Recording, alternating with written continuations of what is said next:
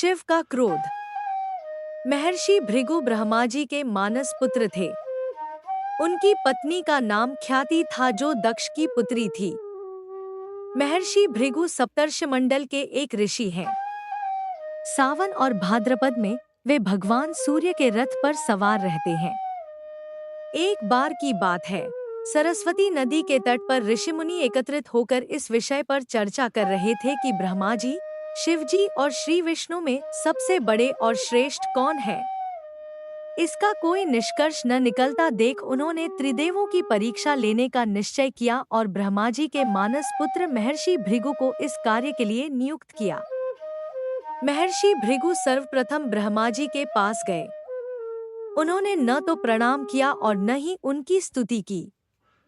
यह देख ब्रह्मा जी क्रोधित हो गए।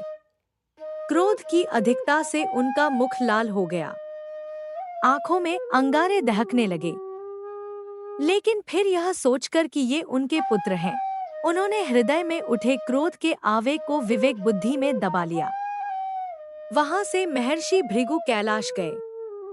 देवाधिदेव भगवान महादेव ने देखा कि भृगु आ रहे हैं, तो वे प्रसन्न होकर अपने आसन से उठे और उनका आलिंगन करने के लिए भुजाएं फैला दी। किंतु उनकी परीक्षा लेने के लिए भृगु मुनि उनका आलिंगन अस्वीकार करते हुए बोले, महादेव, आप सदा वेदों और धर्म की मर्यादा का उल्लंघन करते हैं।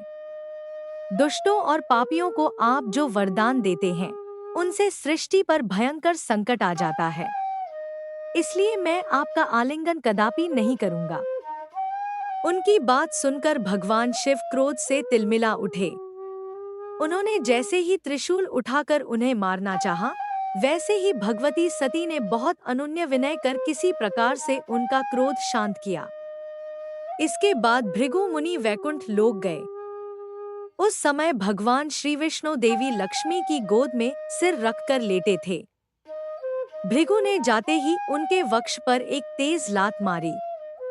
भक्तवत्सल भगवान विष्णु शीघ्र ही अपने आसन से उठ खड़े हुए और उन्हें प्रणाम करके उनके चरण सहलाते हुए बोले, भगवन, आपके पैर पर चोट तो नहीं लगी?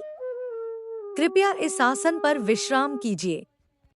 भगवन, मुझे आपके शुभ आगमन का ज्ञान न था, इसलिए मैं आपका स्वागत नहीं कर सका।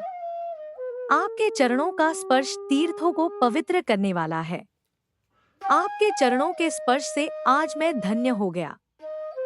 भगवान विष्णु का यह प्रेम व्यवहार देखकर महर्षि भृगु की आंखों से आंसू बहने लगे।